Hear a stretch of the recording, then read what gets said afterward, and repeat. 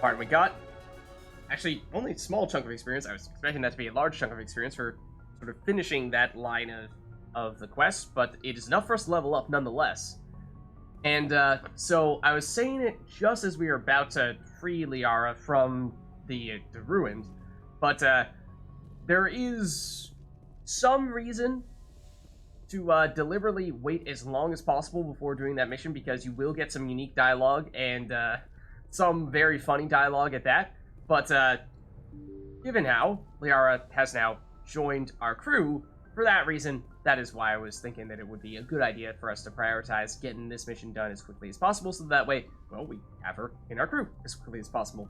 So, we should find that she's chilling with Dr. Chakwas here. However, or in this general area, in fact, this area down here that was previously empty is now going to be Liara's lab of sorts. You may recall, we were talking a little while ago about how, yes, there are, of course, options to romance various characters in Mass Effect. And at least in terms of how that happens, the answer is generally you just chat with them and you be relatively kind and friendly to them. But that does mean that you can accidentally romance people just by generally being a nice guy. One of those strange situations where perhaps very much, well, this is a whole other topic, but basically what would perhaps, when you're just playing for the first time, might just seem like, oh, we're just being friends, and purely in the friend zone at this stage. Oh no. Oh no. At least in particular in Mass Effect 1, you can definitely accidentally romance someone just by being a relatively polite and friendly person to them.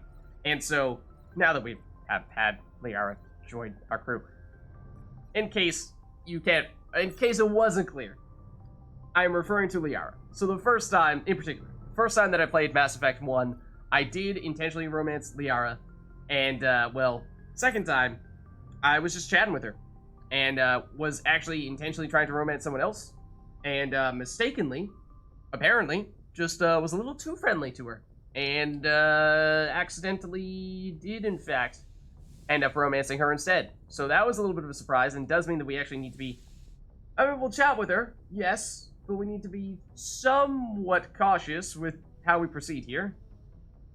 Otherwise, things might just get a little bit more serious than we're planning. Are you coming to check up on me? Yeah, we were just worried. You look much better. How are you feeling? Dr. Chakwas assures me I am going to be fine. I was impressed with her knowledge of Asari physiology. I mean, we got a pretty good crew here. Dr. Chakwas included. You're in good hands. Dr. Chakwas knows what she's doing. I never properly thanked you for saving me from the Geth, Commander. If you hadn't shown up, Don't worry about it. I'm just glad we got there in time. So am I. I know you took a chance bringing me aboard this ship. I have seen the way your crew looks at me. They do not trust me. But I am not like Benezia. I will do whatever I can to help you stop Saren. I promise. That's cool. Remember the part where I said a while ago, you talk on if you use the left side dialogue options, that tends to make the conversation go longer, whereas if you go on the right side, it tends to include things. This is a good example of just that. Right side, goodbye. Left side, this also doesn't really look like a segue into a prolonged conversation, but I know. Don't worry, Liara. I trust you. I know you won't let me down.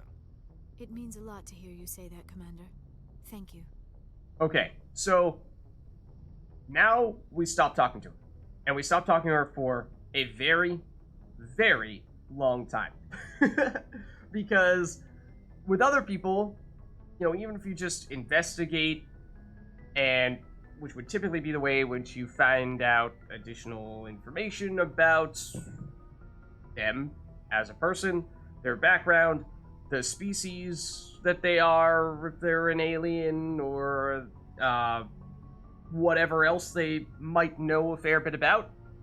In this case, I think that is still enough to potentially trigger the reach the romance threshold with Liara. So if you are interested in romancing Liara, by all means, go right ahead. However, I am not intending to do that because, like I said, I've now for 2 playthroughs in a row romanced Liara, and at least on one occasion did so accidentally. So I'd rather not go this route here because, I mean, I suppose there's something to be said for doing it exactly the way that or playing the game exactly the way that I played it previously and seeing what the precise differences are. But I think in this case, you know, it's mostly, that's not really a great thing to be comparing between original Mass Effect versus remastered Mass Effect. So for that reason, I think we're probably just going to try going in an entirely different direction. So in that case, bye-bye. I should go. Goodbye, Commander. So that's Liara. Dr. Chakwas, I think, generally speaking, is not going to have too much new stuff to talk to us about, although perhaps she has something to say about having picked up Liara. Yes, Commander? Is there something you need? But it does not appear as though that is the I case. should go. Goodbye, Commander. Let's head on out over here. And then, like I was saying before, Caden does generally have the option for us to give us sort of the crew perspective on the most recent mission. And after having just completed a major mission, see what he has to say about that.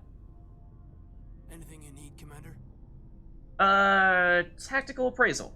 What did you think of the last mission there, even though you did not step foot on Therum, and you were just hanging out in this, Normandy the entire time? But, hey, you know, maybe through the grapevine you heard from Garrus, Wrex, Liara, what they were thinking? What's your opinion on the last mission? Dr. Tassoni. Do you trust her? Seems like a sweet girl. Easy on the eyes. I mean, if you like the bookish sort. You going somewhere with that? The phrasing on this is hilarious. Oh, I do. I assure you, I do. No, I mean, that would perhaps reinforce the whole, I don't know if that actually affects your potential romance with Liara or not. But, I think, just in case it does, let's dodge that a little bit and flip the question back on Caden. I mean, technically he wasn't posing it as a question, but you know what I mean. Any intentions there, Lieutenant? No, Commander. Just art appreciation. Oh dear, that's one way to phrase it. That's a little bit weird. A little bit weird, Caden. As for just personal status, last time he basically just completely denied us the opportunity to talk about his past. Maybe now, though? Just trying to get a sense of where the crew's at. Thoughts? Is this an official evaluation, Commander? Or off the record? Just speak your mind, Caden. Alenko, when it's just you and me, you can consider it off the record. That's a generous attitude. Okay. I think there's something wrong with all this. This Saren is looking for records on some kind of galactic extinction, but we can't get backup from the Council? Sorry, Commander. There's writing on the wall here, but someone isn't reading it. Yeah, you're saying if the Council is not willing to cooperate all that much in helping us take down Saren, then perhaps there's some reason for that? I mean, or there's at least some reason why it has been so difficult to get support. Perhaps Saren has more allies than we realize. I mean, I suppose I kinda get what you're getting at here, although that is also a rather negative way of looking at it. The Council doesn't want to believe anything's wrong. I'd call it human nature, but... Alright. It just seems like a group that's been around as long as the Council should see this coming. Sorry if I got too informal. Protocol wasn't a big focus back in Bot. No worries. No worries, Caden. Tell me about it. Biotic acclimation and temperance didn't last past the airlock. To the kids they hauled in, it was brain camp. Sorry, hauled in is unkind.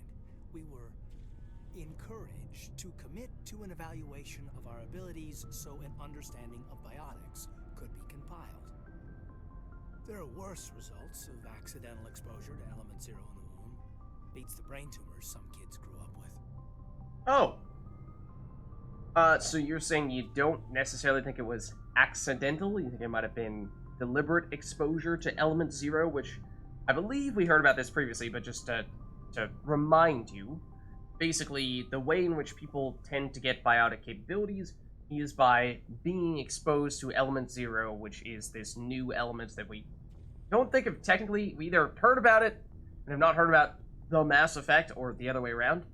But it is basically the key element behind what allows us to trigger the Mass Effect. I think we did get the Element Zero entry in the Codex.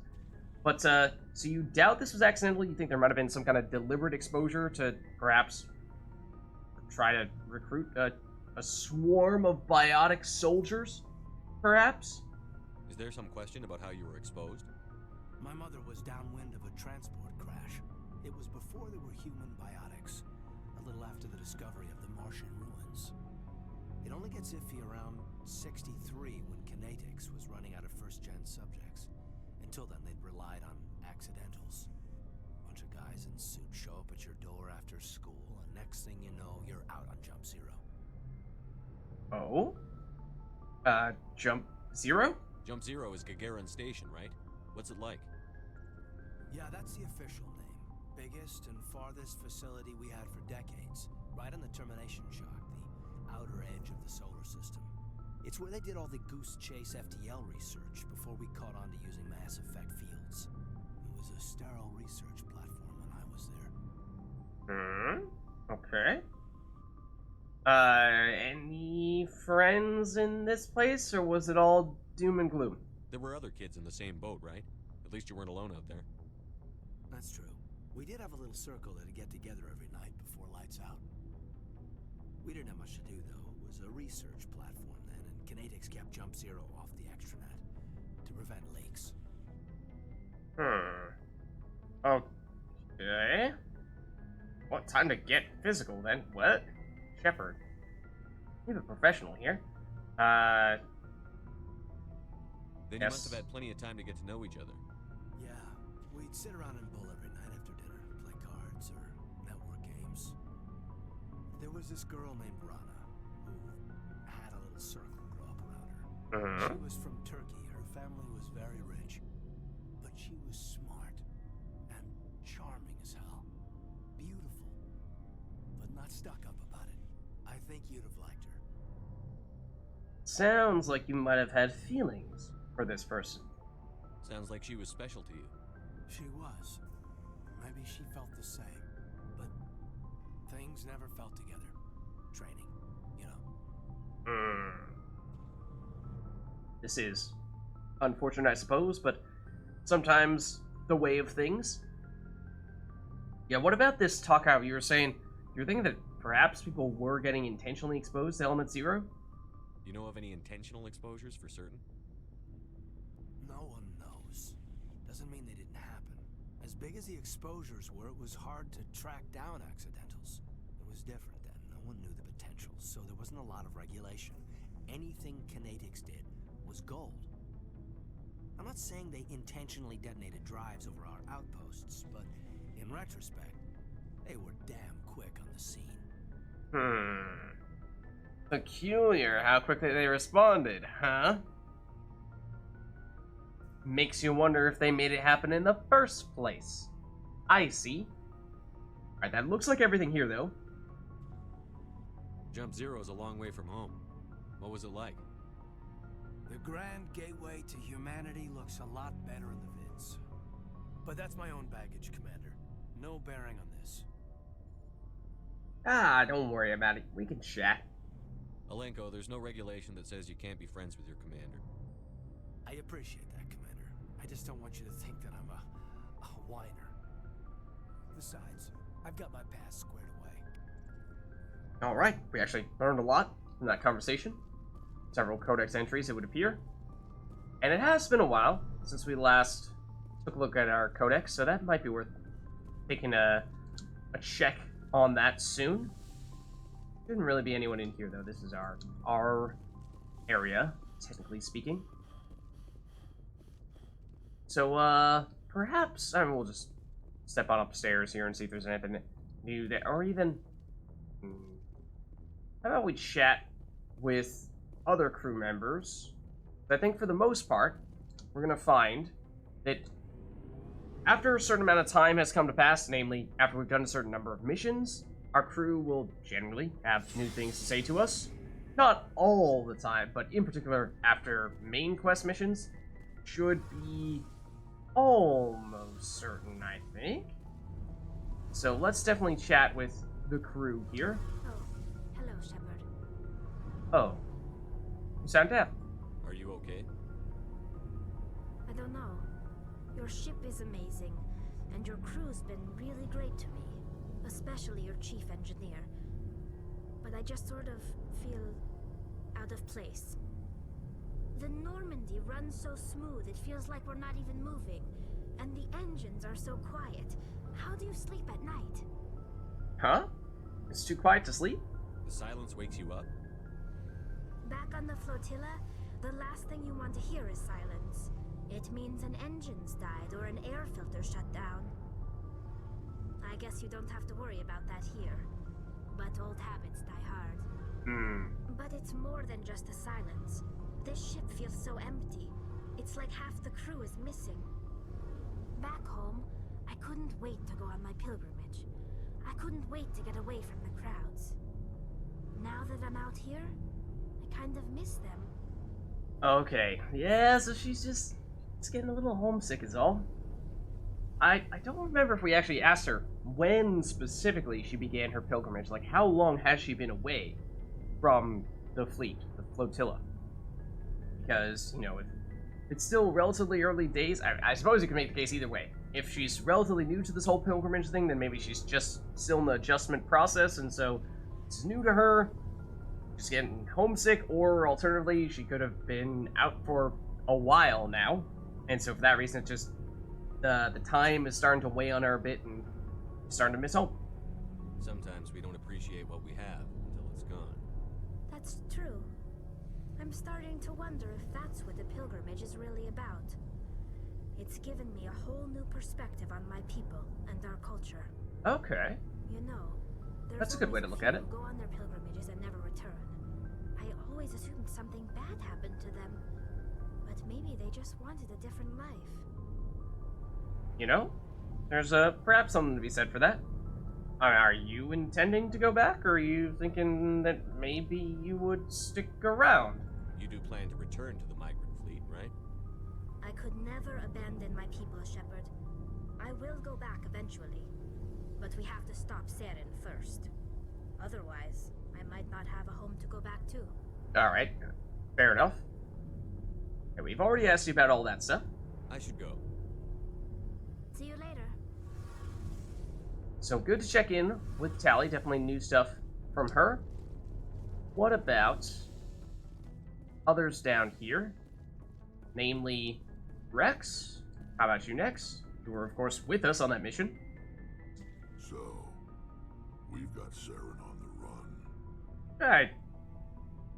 That might be a little bit of a strong way to phrase it. I wouldn't maybe go that far, but okay. Sure. It won't be long now. Saren's good, but I'm better. We're Good. better. He's rotten. To the core. I could tell as soon as I met him. Oh, you met him?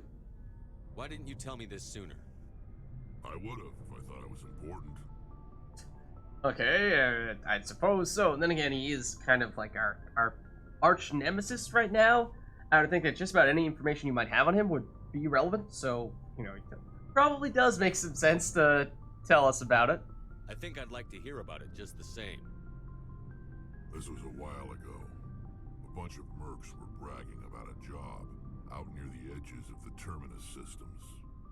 They said it paid well and the boss was never around to ride them.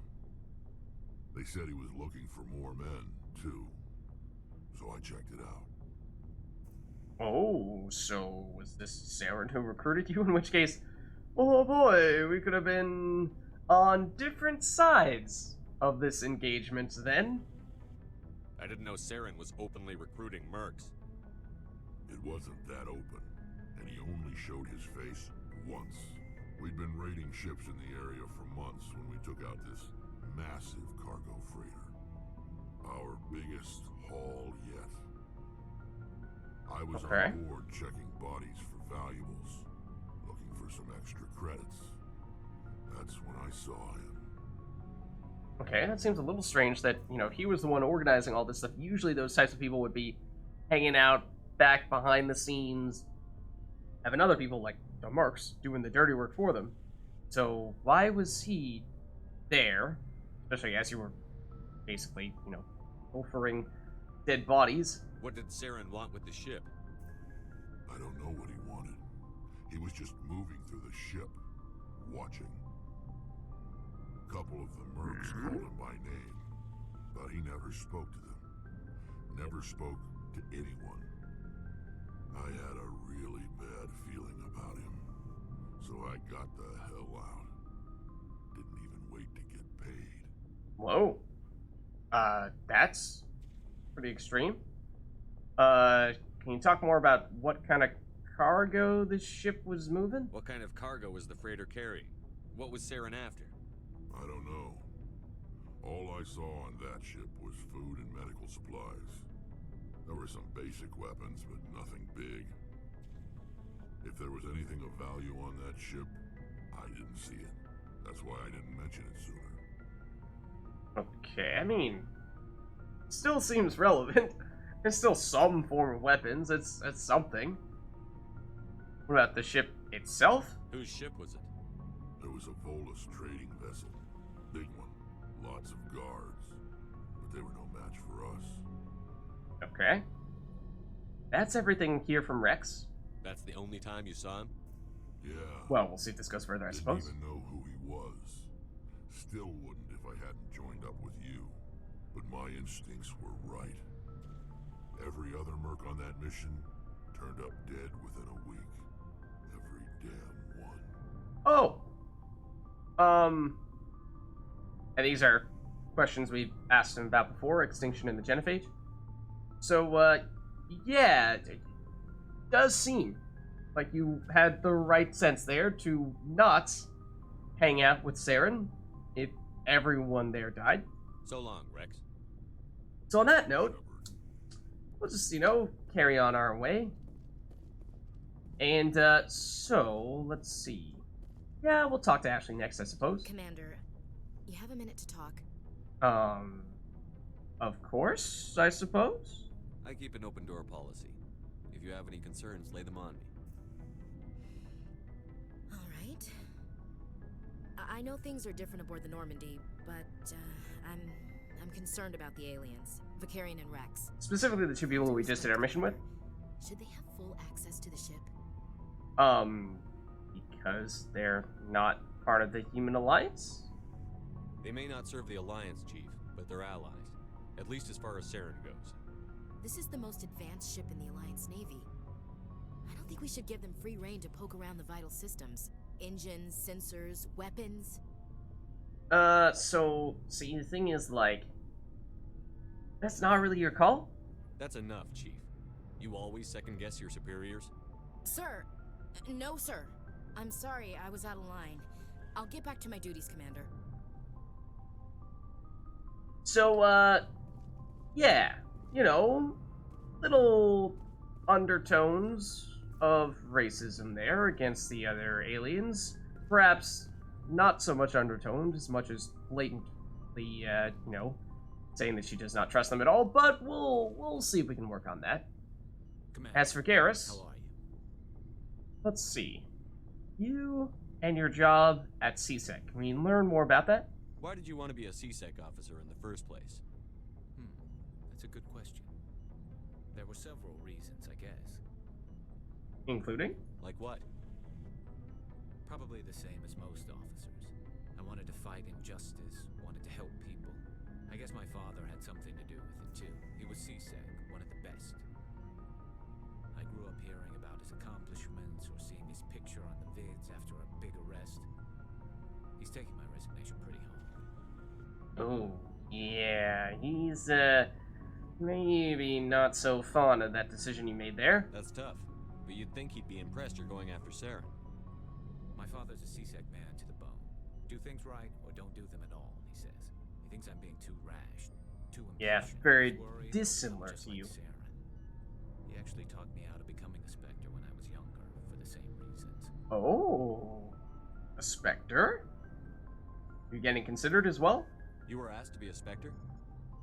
Well, I was targeted as a possible Spectre candidate, me and about 1,000 other Turian military recruits.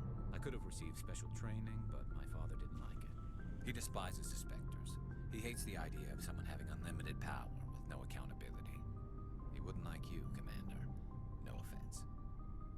I mean, okay, fair enough with us being a Spectre. That does make sense. I suppose it's not really personal. That's just his general rule of thumb. I suppose I can understand his concern. You can, but Saren's not going to play by our rules, C-Sec's rules. If you want to nail Saren, you need to send someone who isn't restricted by policies and procedures. Alright, we get it, Garrus. Getting a little preachy here, the whole policies, procedures, red tape thing. But, again, you know, I think I said this before, but that is in many ways what separates us from Saren. Is that we have certain code of conduct that we are deliberately trying to abide by, whereas Saren doesn't care what the heck happens. He'll send out a group of Geth to slaughter an innocent colony of people just so that he can get access to this beacon. Just because you can break the rules doesn't mean you should. I don't need to stoop to Saren's level to stop him. Exactly. And neither do you, Garrus. I see what you mean, but I'll think about it. Thanks, Commander. Alright. So, let's see. Now, so that's everyone down here, aside from you. I mean, we can check again, see what you might have here, but I think Let's see not what going to you've see got. much good stuff from you yet until we do eventually find some half-decent licenses for you. Although we do have enough stuff in our inventory, I think enough low-level stuff that is potentially worth either selling some things or breaking some things down into, yeah, the Omnigel. Now, of course, the lowest level stuff, the level 1 things are the types of things that we would be most ready to sell because they're probably things that we have better replacements for. However, what with them being the least valuable things to sell also means that they're probably the best targets for doing something like turning them into Omnigel. So for that reason, it's kind of a question of what do you prefer to have early? Do you just go with Omnigel or do you go with the monies?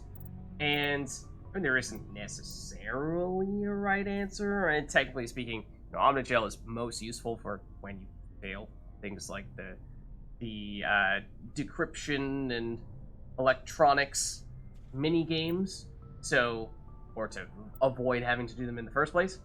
So in some ways, I suppose you could say that's mostly just a backup plan, but it is also used to repair the Mako if it does get damaged, which we didn't have to do in our previous mission, but might be something that we need to do on occasion.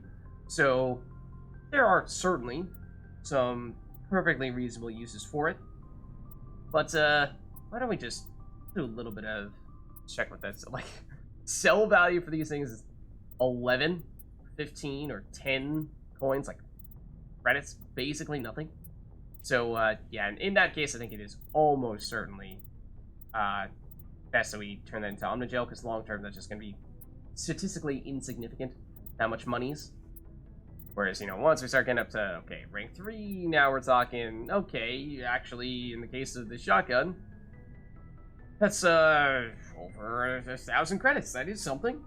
That is something. But yeah, I think, at least for now, probably best if we instead, let's just turn a few things into Omnigel here, because we do have an inventory size limit. It is pretty large, but best to get out ahead of it a bit. So we can convert this into Omnigel. I think we saw that prompt previously to turn all junk into Omnigel, and again, I don't know exactly how it determines what qualifies as junk and what it does not. So it's a little bit of a scary thought to just do that immediately without any any knowledge of how many things it might get rid of. Like, if it gets rid of everything that we do not have equipped, then that's pretty aggressive and probably not something we want to have. So there are situations in which we might want to switch gear based on the situation.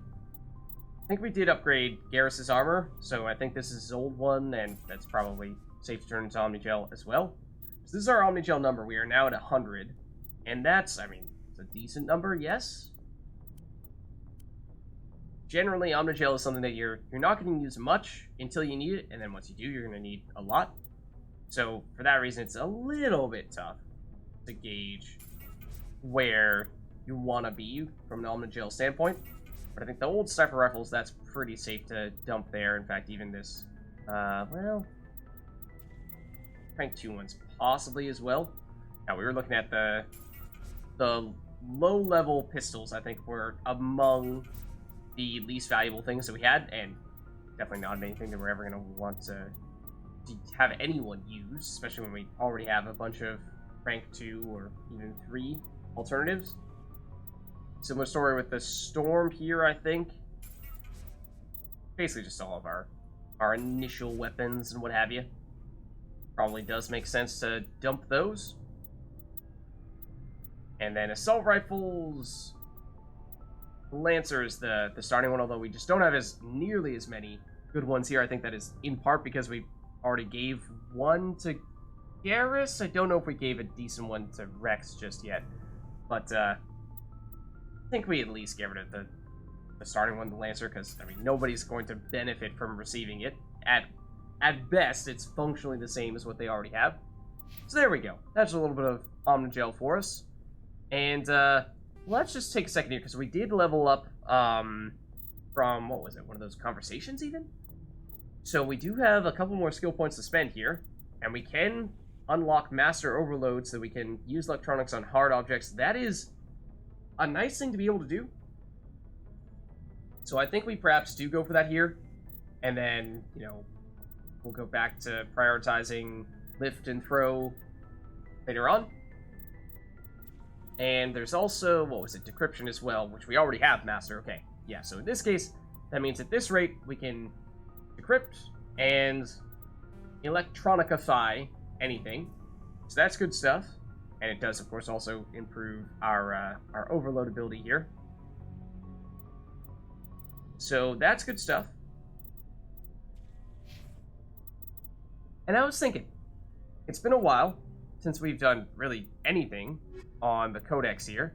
So let's just take a few minutes here to learn more about some of the things that we've been, well, collecting these entries on. And the council races, I think this is glowing, is it not? No, I suppose not. We just had it selected by default, so let's check out extinct races. 50,000 oh, the Protheans, years great. ago, the Protheans were the only spacefaring species in the galaxy. They vanished in a swift galactic extinction. Only the legacy of their empire remains. They are believed to have built the mass relays and the Citadel, which have allowed numerous species to explore and expand throughout the galaxy. Prothean ruins are found on worlds across the galaxy. While surprisingly intact for their age, functioning examples of Prothean paleotechnology are rare. Time and generations of looters have picked their dead cities and derelict stations clean. Some believe the Protheans meddled in the evolution of younger races. The Hanar homeworld of Kadje, for example, shows clear evidence of former Prothean occupation. The presence of a former Prothean observation post on Mars has caused a rebirth of interventionary evolutionists among humans. These individuals believe the god myths of ancient civilizations are misremembered encounters with aliens. An interesting theory. Okay. So obviously Protheans, we've heard a lot about them, and that is the type of technology we're chasing after is Prothean technology, and we are thinking that the conduit that Saren is trying to chase after is something that the Protheans also created. What about the Rachni? We haven't heard that name much. Though now extinct, the Rachni once threatened every species in Citadel space. Over 2,000 years ago, explorers foolishly opened a mass relay to a previously unknown system and encountered something never seen before or since, a species of spacefaring insects guided by a hive mind intelligence. Unfortunately, the Rachni were not peaceful, and the galaxy was plunged into a series of conflicts known as the Rachni Wars. Attempts to negotiate were futile, as it was impossible to make contact with the hive queens that guided the race from beneath the surface of their toxic home world. The emergence of the Krogan ended the Rachni Wars. Bred to survive the harshest environments, the Krogan were able to strike at the queens in their lairs and reclaim conquered Council worlds. But when Krogan fleets pressed them back to their homeworld, the Rachni refused to surrender, and the Krogan eradicated them from the galaxy. Yeah, so this is really interesting. We heard, I believe previously, someone make mention of how people nowadays do not just, if they discover a new mass relay, those big, almost cannon-like looking things that we fly up to with the Normandy and then get blasted halfway across the galaxy, people don't, if they discover a new one of those that had not previously been used, they do not just randomly activate it and fly through it and see what happens, because they did this once before, and this is what happened.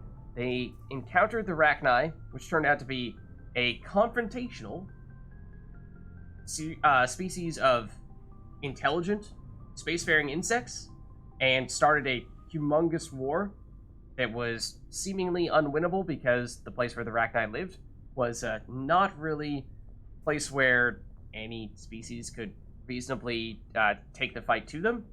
That is, until they encountered the Krogan, and Krogan were much more capable of doing just that, and hence the Krogan were the ones who ultimately ended the Rachni Wars. In the early 2160s, What about Batarians, the though? Alliance began aggressive colonization of Breeze worlds mentioned in the them. Skyllian Verge, much to the dismay of the Batarians, who had been developing the region for several decades. Also, what a In face. 2171, the Batarians petitioned the Council to declare the Verge a zone of Batarian interest. The Council refused, however, declaring unsettled worlds in the region open to human colonization. In protest, the Batarians closed their Citadel embassy and severed official diplomatic relations with the Council, effectively becoming a rogue state. They instigated a proxy war in the Verge by funneling money and weapons to criminal organizations, urging them to strike at human colonies. Hostilities peaked with the Skyllian Blitz of 2176, an attack on the human capital of Elysium by Batarian-funded pirates and slavers. In 2178, the Alliance retaliated with a crushing assault on the moon of Torfin, long used as a staging base by Batarian-backed criminals. In the aftermath, the Batarians retreated into their own systems and are now rarely seen in Citadel space. Yeah, so in this case, we're looking at what is one of the species, in some ways, along with Batarians, who humans have a very rocky relationship with, because they are actually, in many ways, our closest neighbor in the galaxy. And so, although we did happen to encounter the Turians first, when it comes to us trying to expand, us as humans, trying to expand into additional areas to make more colonies and grow as a species, Batarians tend to be the ones that are competing most directly with us for that space, those resources, those planets. And so they were quite displeased with us basically taking planets that they would have liked to have had for themselves, and then they basically went rogue and have now largely become a race of, well, criminals.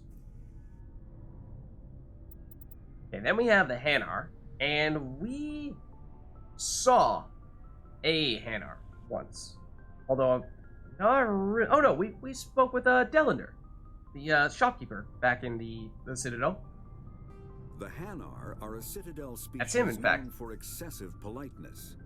They speak with scrupulous precision and take offense at improper language. Hanar that expect to deal with other species take special courses to help them unlearn their tendency to take offense at improper speech. All Hanar have two names. The face name is known to the world. The soul name is kept for use among close friends and relations. Hanar never refer to themselves in the first person in conversation with someone they know on a face-name basis. To do so is considered egotistical, so instead they refer to themselves as this one, or the impersonal it. Their homeworld, Kajay, has 90% ocean cover and orbits an energetic white star, resulting in a permanent blanket of cloud. Due to the presence of Prothean ruins on the world, many Hanar worship them, and Hanar myths often speak of an elder race that civilized them by teaching them language. Very interesting. More on the Hanar there, and maybe just a little bit more. I would think, I mean, if we have, finally, the information on actual Mass Effect from technology, that'd be great. Biotics is the ability of rare We've already learned about individuals to biotics, manipulate dark energy and create Mass Effect fields through the use of Yes, we electrical definitely have. impulses Okay. from the brain. Element Intense 0. This is the big when one. subjected to an electrical current, the rare material dubbed Element 0, or EZO, emits a dark energy field that raises or lowers the mass of all objects within it. This mass effect is used in countless ways, from generating artificial gravity to manufacturing high-strength construction materials. It is most prominently used to enable faster-than-light space travel. EZO is generated when solid matter, such as a planet, is affected by the energy of a star going supernova. The material is common in the asteroid debris that orbits neutron stars and pulsars. These are dangerous places to mine, requiring extensive use of robotics, telepresence, and shielding to survive the incredible radiation from the dead star. Only a few major corporations can afford the setup costs required to work these primary sources. Humanity discovered refined Element 0 at the Prothean Research Station on Mars, allowing them to create Mass Effect fields and develop FTL travel. So, Element 0 and the discovery of Element 0 is one of the keys behind learning how to achieve faster than light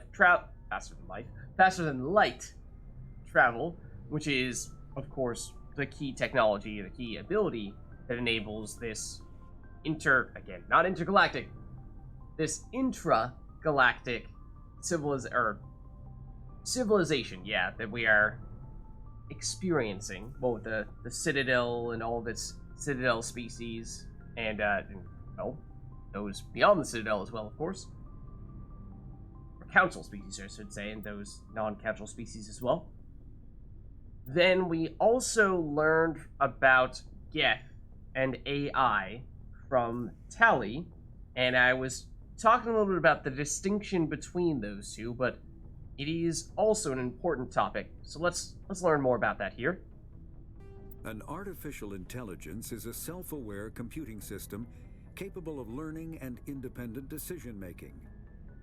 Creation of a conscious AI requires adaptive code, a slow, expensive education, and a specialized quantum computer called a blue box. An AI cannot be transmitted across a communication channel or computer network. Without its blue box, an AI is no more than data files. Loading these files into a new blue box will create a new personality, as variations in the quantum hardware and runtime results create unpredictable variations. The Geth serve as a cautionary tale against the dangers of rogue AI, and in Citadel space, they are technically illegal. Advocacy groups argue, however, that an AI is a living, conscious entity, deserving the same rights as organics. They argue that continued use of the term artificial is institutionalized racism on the part of organic life. The term synthetic is considered the politically correct alternative. I suppose, if they are sentient beings, then you could make the case that they are, in fact, or they should, in fact, benefit from the same system of laws and are no longer just inanimate objects. Property. Okay, so I think maybe that's a good place for us to stop there. There's definitely a lot more, because we did pick up a lot of information from all of our conversations with people on the Citadel and from our squad mates here as well on the ship. But we'll kind of mix and mingle those things in here and there.